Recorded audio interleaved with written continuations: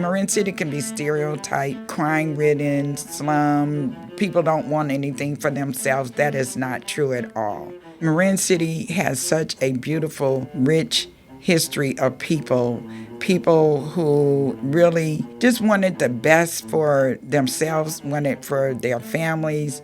A lot of the history haven't been actually shared. For the Marin Council of Chambers, I'm Stephanie Plant, and this is We Are One Marin. Today's guest practically needs no introduction. She's lived and worked in Marin City for more than 30 years. She's both a youth advocate, and these days, she's becoming an historian. Felecia Gaston is the director of Performing Stars Marin, an arts enrichment program with a mission to combat the isolation of Marin City's children.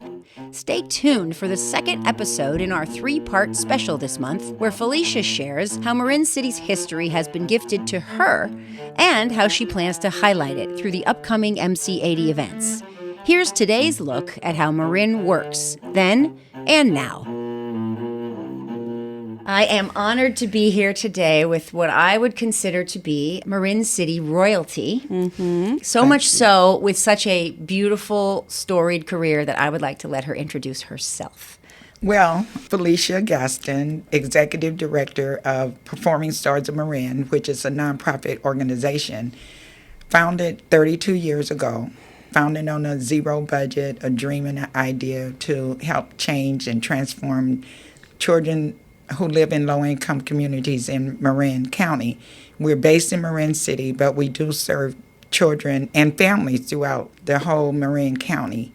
Our program has evolved over the years by starting with primarily providing arts programming, connecting children with scholarships to go to professional training, Marin Ballet, Marin Theater Company, Marin Shakespeare, the Mountain Play. But then over the years, other organizations started providing what we call non-arts enrichment. So do they want to learn how to sail on the ocean? Do they want to learn how to row? Do they want to learn how to surf? As a director, I always wanted to make sure our children experience all of these great opportunities and resources in Marin County.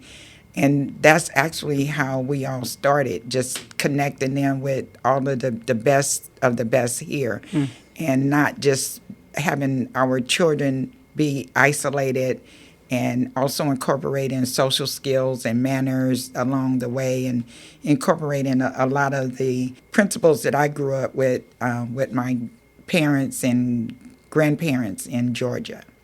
Well, and to be clear, started 32 years ago by you. Yes. So you have been running this organization the entire time. Yes, I have. What inspires you, Felecia? Growing up in Georgia, it was during the time of segregation, and I remember being this young girl at age of 5. I remember going to visit my grandmother because she had finally moved to another part in the suburbs in Georgia, and I would pass by this school, and it was a ballet school, and I would see these little white girls in these little leotards and ballet slippers, and I would just be peeking out the window, being a spectator on the outside, and I knew I wanted to do this ballet, but I knew not to ask because my mother would say, no, it's not available. It was just in the air. You did certain things, don't even ask.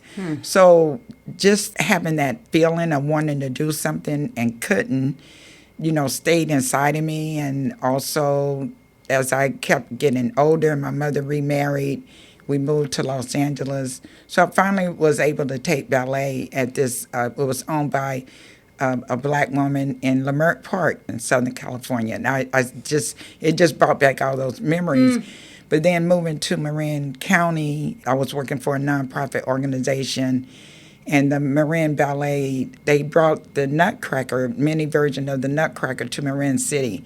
And that just stirred up all of that feeling again as a little girl. And I approached the board president at the time. Her name is Phyllis Thielen. Phyllis is remarkable. Yes, she is. And Phyllis got it right away. She said, you get the children, we'll provide the scholarships and the leotards. And it started with 8 children from Marin City. And so that it opened up the doors for the Marin Theater Company.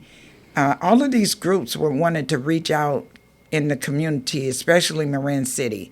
But it's challenging if you don't know who to go to because there's several nonprofit organizations, but everyone wasn't really interested in the arts the way I was. And so we became that link, making sure that we connected with the parents, making sure the parents completed the paperwork. And then now it's like, how do you get the children from Marin City to the Marin Ballet? And we didn't have a van at the time.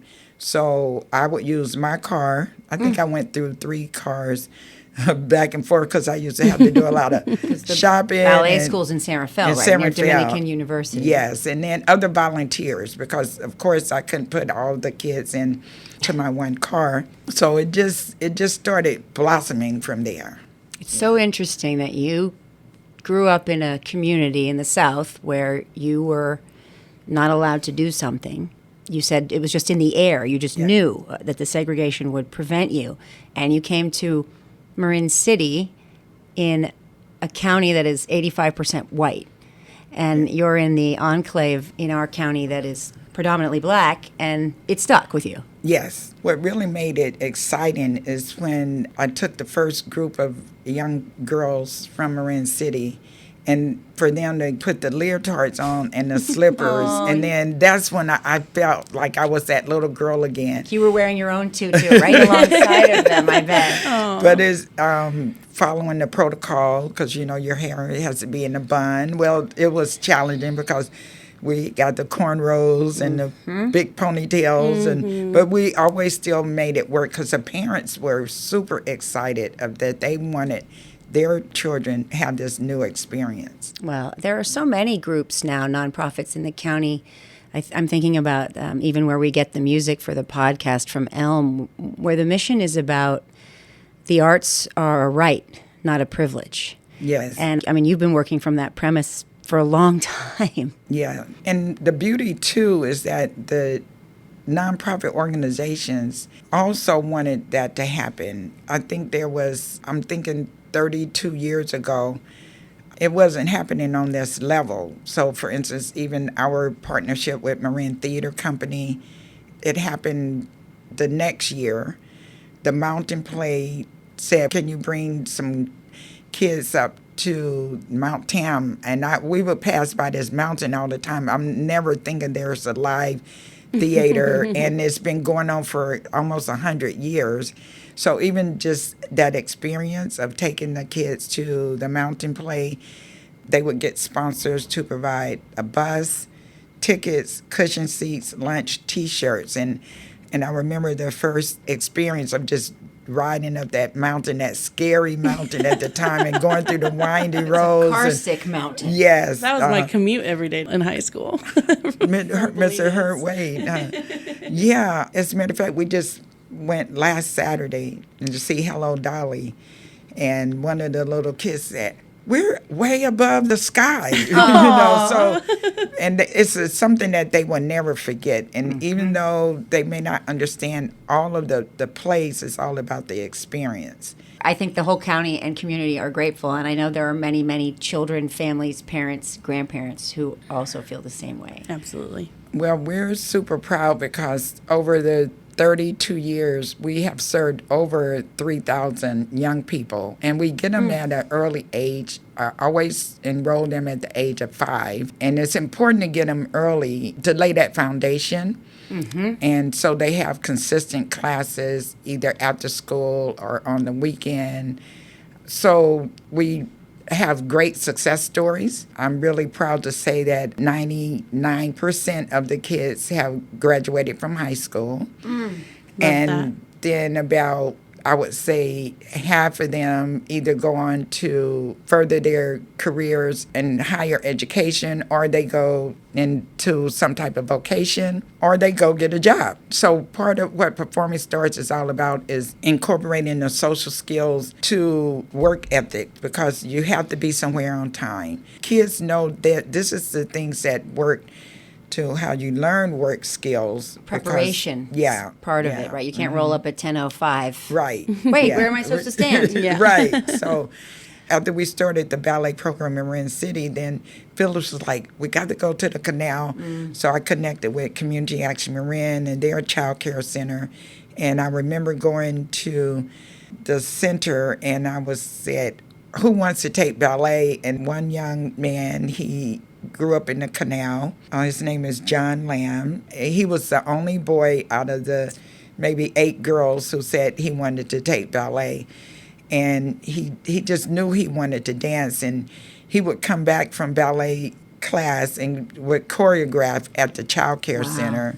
Teaching He other was kids. Teaching other kids because he loved dance so much. Aw. And so I had other volunteers that would help him get to class because as you progress in ballet, you go more than one day a week. And next you know, he's going 5 days a week and just getting ready for the Nutcracker. Wow. So he went on to the National Ballet School in Canada. And now he's a principal dancer at the Boston Ballet. Oh, Felecia. I have Yeah. goosebumps. Me too. Yeah. Me too. Lots of great success I'm stories. sure. Arthur's. So it's the little things become big, and it also incorporates pride in our community too. Absolutely. Well, there are a few other sons of Marin City that have actually been interviewed on our podcast already. We've spoken to Bishlam from Salon B in San Rafael, and also Paul Austin, who not only lives in Marin City still, but does some work that probably lines up quite nicely with what you do. Yes, At Play Marin. Yes, I've known Paul for many, many years. He's such a fabulous leader. But even just to see him grow from working for another recreation center and then developing his own program, Play Marin, and he is a powerhouse, and he believes in getting the kids out of Marin City too. So we partner a lot on many projects a lot of times. And then I always call Paul when it's especially time to deal with the crowd control because he just had this big voice, but and everybody just pays attention, you know. But yeah, he's doing a fabulous, fabulous job. And Bishlam, I've known him since he was maybe a teenager. So just to see him in his own business and what he's doing and, you know, his whole history with his grandparents, another success story. Yeah, it's a beautiful thing. The events that might require crowd control lead me to thinking about Marin City and what we've been celebrating this year, which is the 80th anniversary. Well, I'm a historian, a culture keeper, so I would always just record all the grandparents, and that's part of how I'm able to work on this Marin City 80 celebration. Many of them, if they were taking care of their grandkids, they would make sure that their grandkids participated in Performing Stars because my office is located in public housing in Marin City. The Housing Authority has donated this space, so I'm right where the people live in the hood, and that made it safe for a lot of the grandparents at the time when I started Performing Stars. They actually would say, go on down there to Felicia's. They never said Performing Stars. So when I met the grandparents and I started finding out a lot about their history, like what brought you out here, then that's when I started learning about the pioneers who came to work in the shipyard days in World War II. We know about Marin Ship, we know about World War II, but you can live in Marin County, and unless you know someone who went to school there, you still don't know the true history of Marin City. But having that history and them telling what happened with them when they first came here and how they bought a one-way ticket. They were not planning on going back to the Jim Crow South because they wanted to make a better life for themselves here. Plus, they were making way more money. I mean, imagine you're making $1.50 an hour at the time as opposed to 50 cents. Right. And all the other issues that you had to deal with in the segregated South and the Jim Crow South. So when it was a call to work, the government, like, we're looking for workers, they would get on a train or the bus one way, and then so just listen to those stories. I just kept those stories in mind. And then one lady gave me a box of newspaper articles from 1942 to 45, and she said, you're going to do something with this. So I had no idea, but the seed was planted then. And so every time a newspaper article would come out in the IJ, I would we love the IJ. Yes, I would cut out the article and with the headline and the date, and I would just put them in boxes. And then every time I would get volunteers, either high school students or through the county probation department, or people had traffic tickets or DUIs, they could come and do community service. So I'm like, cut and paste the article. And they were like, this is easy. I don't have to work on the freeway. Yeah. Right? So next thing you know, these piles are just going down. The boxes are going down, going down. 6 years ago, the Dominican University approached me, and they said, we have a community service learning project. What would you like to do? I'm like, the light bulb goes out. Okay, you can bring interns. And they started helping archive all of these articles. So now these articles are in binders. No more boxes. And they're all in Come these on, the binders. boxes are going to be in the museum someday too. And now they're scanning the articles. They're putting them in a spreadsheet. These interns are remarkable. And so last year, light bulb goes out. I'm like, Marin City is going to be 80 years old next year. This is the time to launch all of this history that I've been collecting. So part of the Marin City 80 is that we're going to have a series of planned events, celebrations, 2 publications, and ending with a big music festival on Labor Day. Excellent. Yes. Yeah. And part of why we wanted to talk to you was so that we could spread the word about those events. Maybe you could get just a little more specific about what's planned in August. Yes. So on August 20th, there's going to be the opening of the Legacy of Marin City. And the Black experience is really sharing what has happened with the Black people in Marin City when they came here. We have these newspaper articles with factual information speaking about developers who came in right away, post-war Marin City, like having conversations like, what are we going to do with the Black people when the war is over? The war started in 42. The conversation started in 43. We have the actual factual information because it's documented through the newspaper archives that I subscribe to. And just to look at developers who came in and purchased the land. So if anyone is familiar with Marin City, there's some condos at the top of the hill. So that's where all the government came and they built the housing, and Bechtel was commissioned by the government to build the shipyards in Sausalito. So here people are coming from the south, but people were coming from all over. Marin City was very diverse. It was a mixture of people, but right away, the white families were offered like 4% loans to purchase homes. So in 43, they were already offered, but there was redlining. I'm sure that's what Paul talked about. But in the real estate, it's like, do not sell to Blacks. So there's all this restrictive covenants that we're going to feature. There was a congressman named James Schroyer who purchased the land, and all of this happened at the county redevelopment agency because you had to get approval there. And so there's documentation. Because Marin City was unincorporated, Yes. right? There was no city government. No, right. So it's the yeah. county. So everything any plans had to go through there. Also looking at what the Blacks had to experience because they were always still stayed steadfast. They were like, we're not moving. We're here to stay. And we're happy. Even the housing was deteriorating, because it was only meant to be temporary anyway. We're going to talk about their social life.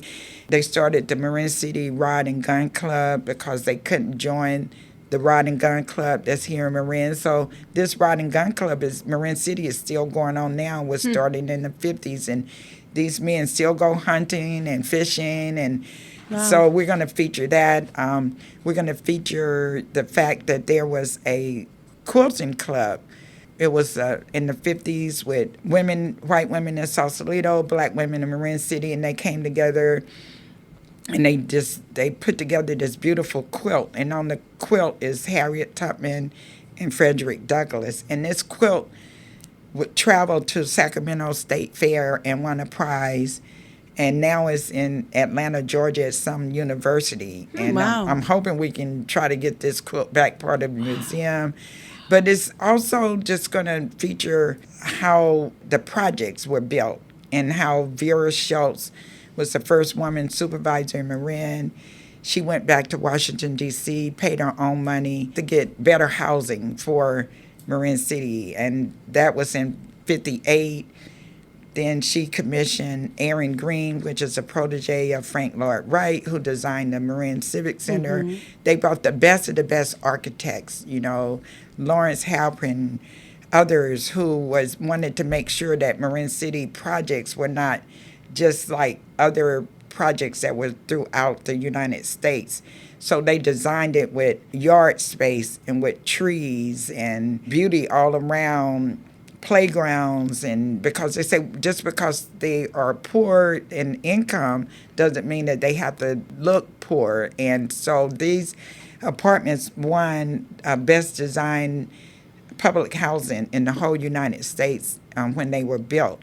Now, granted, these apartments have been deteriorating for a while, but this is why there's a plan. Royce McNamara, who runs the Golden Gate Village Resident Council, has been very instrumental in making sure that they do not get torn down. Because again, if you go through 80 years, it's been this constant fight to survive in Marin City. So Marin City 80 is dedicated to preserving the legacy of Marin City. We're going to let people really see what has happened from the Black experience. But it's also going to show how resilient and how prideful. So it's going to be at the Bartolini Gallery, opening on August 20th. The first floor at the Civic Center is going to focus on the projects, how they were built. And then the third floor is going to be focused on the pole homes. There's redlining, there's interviews, the future of Marin City. And then also in August 27th and 28th, at the Showcase Theater, there's going to be a play called The Spirit of Joseph James.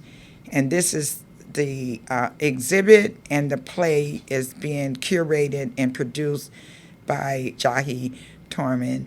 Because, of course, I'm not doing all this by myself. Well, you probably could, but I know none of us can do anything all by ourselves. Right. It takes a village always. Yeah. But this play is so significant because it is going to tell another story, historic, that happened in Marin County. There was a significant California Supreme Court case called James versus Marinship, because at that time the Boilermakers were the union under Marinship, and the Boilermakers wanted all the blacks to be in a separate union. And Joseph James was a welder, but he's like, I'm not going for this. And so he and others in Marin City, they filed a lawsuit. They got the support of Thurgood Marshall. But what's most significant is that the judge in Marin County named Judge Edward Butler, he ruled in favor of Joseph James and the black workers of Marinship. So it actually became a California Supreme Court case. So this play is going to take place on August 27th and 28th at the Showcase Theater. And the exhibit is going to be up until November 1st. And then we're going to culminate with a big music festival, blues, jazz, and soul on Labor Day. That's great. And then I'm going on a big vacation. And then you're going to be a nice long nap. A nice long vacation, yeah. The theme I just keep kind of thinking about as I'm listening to you, because the history is just sort of woven through your descriptions beautifully. So many people moved from the segregated South, as you said, to Marin City for work, right? And the pay was good and the housing was good. And then the segregation started again. It was always there.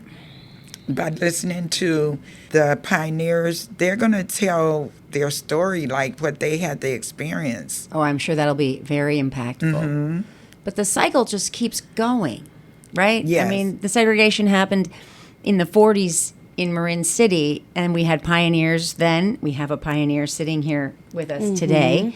And we had them along the way, Vera Schultz, to get the housing built at all.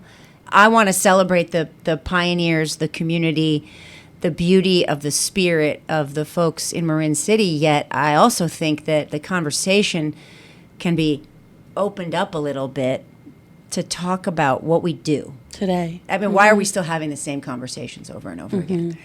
I believe because a lot of the history haven't been actually shared. Marin City has such a beautiful, rich history of people who really just wanted the best for themselves, wanted for their families. Because Marin City can be stereotyped, crime-ridden, slum. People don't want anything for themselves. That is not true at all. Overall, we are a safe community. I mean, I even think of going through the pandemic. Our community COVID numbers were very low because how we're situated in a little bubble. But our community came together, all the agencies.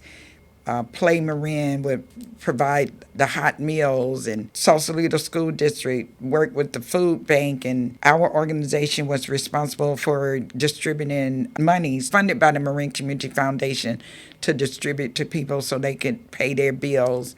We were giving out diapers.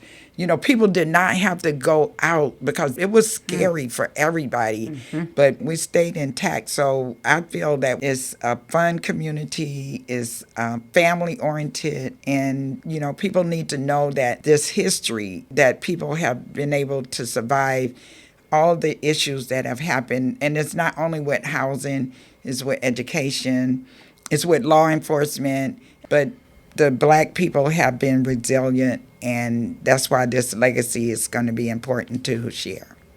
And we will be very much looking forward to all the events. We're going to let you go back to your very busy, very inspiring work. Thank you. Thank you, Felecia. Thank you so much. Thank you. And I hope you get the ballet shoes on one of these days soon. Yes. As long as it comes with the tutu. Yes.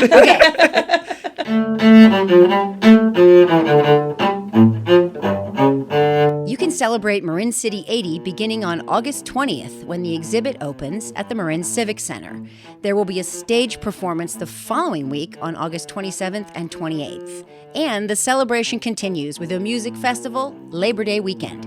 Felecia also has just released a cookbook, Grandmothers Feed Us Love. For more about that, MC80 or Performing Stars Marin, go to performingstars.org.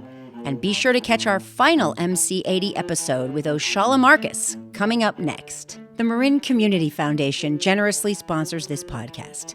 Our theme music is performed by a student at Enriching Lives Through Music. Elm is in San Rafael's Canal neighborhood. Finally, a reminder to support diverse local businesses and shop Marin.